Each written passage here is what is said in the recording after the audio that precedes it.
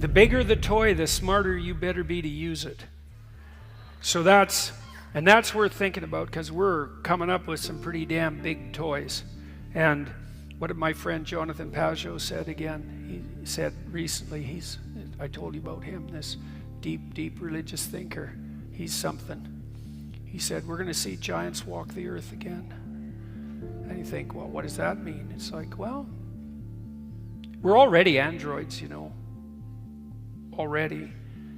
When you're on Twitter, you're an android. Well, why? Well, you know, there are lots of trolls on Twitter. Sometimes I'm one of them, by the way. But I'm not an anonymous troll. So I take my lumps, let's say. Well, I started calling the trolls troll demons. And I had a reason for that. And the reason is, you know, maybe you're some resentful character who's a coward, and you're Machiavellian and narcissistic and psychopathic and sadistic, because that's actually the hallmarks of anonymous trolls, and that's been studied very well by people who study the so-called dark tetrad of personality traits. I interviewed this guy, Del Paulus, who's the head researcher among the dark, and it's clearly the case that the anonymous denigrating trolls are psychopathic, Machiavellian, narcissistic sadists. And maybe not right to the clinical point, but... And so you think you got this resentful, you know, underground character who's carping away on Twitter, trying to do nothing but cause trouble, who's also anonymous, and he's bitter, and he wants to hurt people, and he likes to hurt people, which is what lulls means, right? I'm doing it for the lulls means I'm doing it because I positively delight in the production of human misery. And you think, if you just met that guy, you wouldn't give him a half a second of your time. In fact, you wouldn't even meet him because he's cowering in his mother's basement covered with Cheeto dust under the covers, you know, and he's just, there's nothing to him at all except bitterness and spite. But now you multiply him 10 million times and you make him electronic. And that's an android. And that's what happens every time he posts something on Twitter. He's already a human-machine hybrid, and he's a human, super intelligent, connected machine hybrid. And so that means all his pathology is multiplied immensely by our technological might. And I've thought recently that virtualization enables psychopathy. So in normal social situations, if you're a narcissistic Machiavellian and you push it too hard, someone will absolutely hit you. And that will be the end of it. But online, especially if you're anonymous, that's all stripped away. And so the psychopaths can have free reign. And part of the reason that our culture is being torn apart at the moment is because virtualization enables psychopathy. And so that's a big problem. And so that all pertains to this question of, well, you know, when you have bigger toys, you better be a bigger boy. Thousands of years of alchemical writing. The alchemists were motivated by the idea that there was a substance that was material. And if we could investigate material and discover that substance, we would live forever, we wouldn't be ill, and we could transmute base metals into gold, which would be infinitely wealthy. And Jung's notion was that the promise of matter was what impelled alchemy, and out of that grew science. And science is motivated by the notion that if we study matter deeply enough, we'll prolong life, we'll increase health, and we'll make ourselves wealthy. And of course, that's exactly what happened. And we took this technological route there. Dreamlike mythology emerged science and just blew up and made us into technological giants. How many of you know what ChatGPT is? Okay. So not very many. So I'll tell you what ChatGPT is, just so you know, because you need to know this. And I don't know what sort of technological revolution this is. Gutenberg press level? It's something like that. This is a big deal. So this AI system, it's a general language processing model, was released about a week and a half ago. And I went and interacted with it. It's an AI system, artificial intelligence system. It basically is trained on, well, a massive corpus of spoken or of text. So it's derived its models of the world from the analysis of human speech, essentially. It isn't using real world data yet, but that will be happening certainly within the next year. So, and ChatGPT analyzes a very large corpus of text, and that corpus is growing all the time. Now, it's already sophisticated enough. I went on to it last week and I said, okay, some of you know I've written these books, 12 Rules for Life, and then Beyond Order, 12 more rules, because, you know, you can't have enough rules. And I asked it, this is what I asked it to do. I said, write me an essay that's a 13th rule for Beyond Order, written in a style that combines the King James Bible with the Tao Te Ching. That's pretty difficult to pull off, you know. Any one of those things is hard.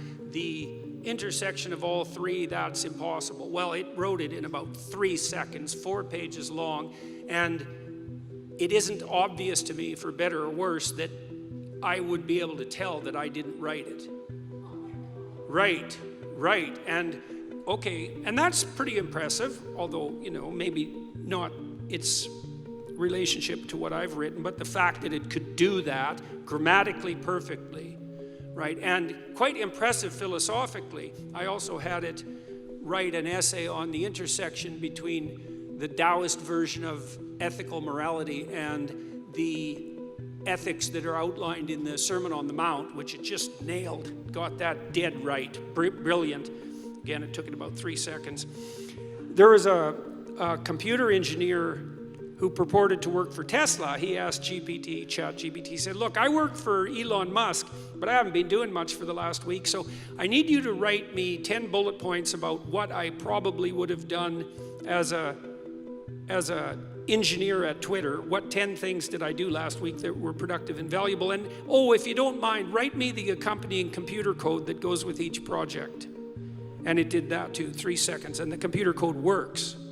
You think we're powerful now, man. You wait till the AI giant starts to stroll around the earth, and that's coming. Like, you will absolutely see that in your lifetime. You'll probably see it in the next 2 or 3 years, because that technology is moving so quickly that even those who are on top of it can't keep up.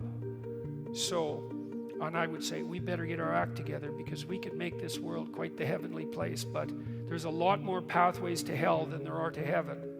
And you know, by the time World War II hit, we were pretty damn technologically powerful. We could take out a lot of the world in a very short period of time, but that was nothing compared to what we can do now. So we're really at a crossroads. We could have everything we could dream of if we were careful, but we could have a nightmare beyond contemplation if we're not. And so I would say this is all on you, right? Because also, as we become technologically more powerful, every single individual becomes more powerful.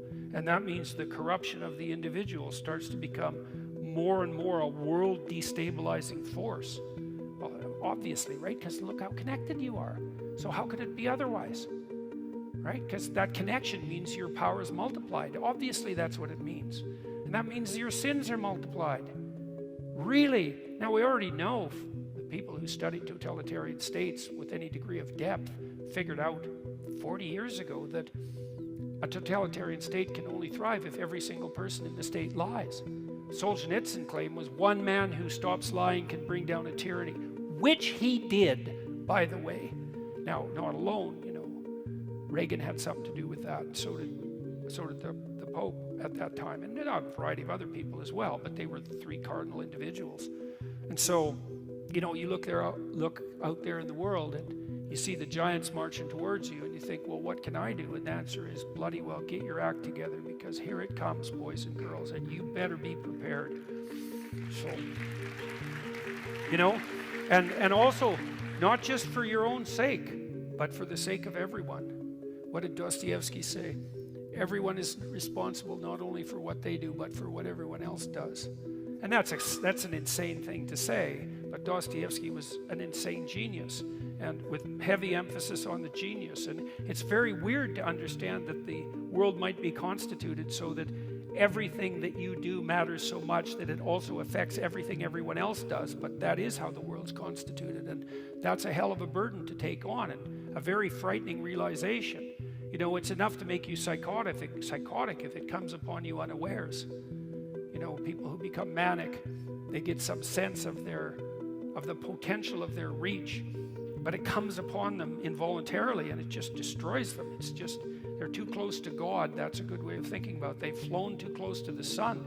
The sun's still there and you need it. But you can definitely fly too close to it. But you're still stuck with the responsibility. And that's a very daunting thought. So I'm going to tell you what's going to happen next. This is going to happen this year. So get ready. Okay, so now we have an AI model that can extract a model of the world from the entire corpus of language. All right, and it's smarter than you. And it's going to be a hell of a lot smarter than you in 2 years. So you can get ready for that too.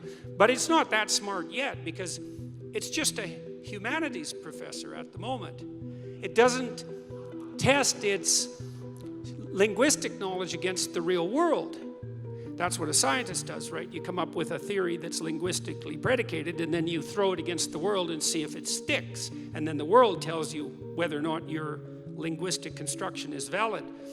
But the new AI systems will be able to extract out patterns from the world itself, from images and so forth, and then be able to test their linguistic constructions against the world, and so they'll practice just like scientists.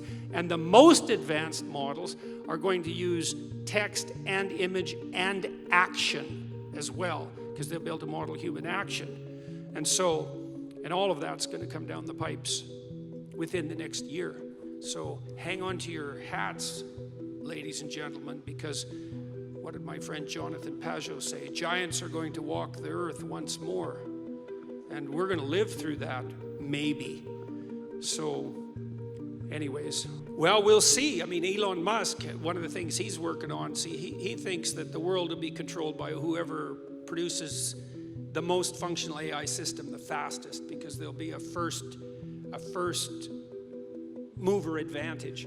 And one of the things Musk has been working on for a long time are distributed AI systems, so that you'll have your own artificial intelligence to protect you against, well, let's say against Google's artificial intelligence, for starters. Yeah, or the CCP's artificial intelligence, because you can bet your hat they're working on that about as fast as they possibly can.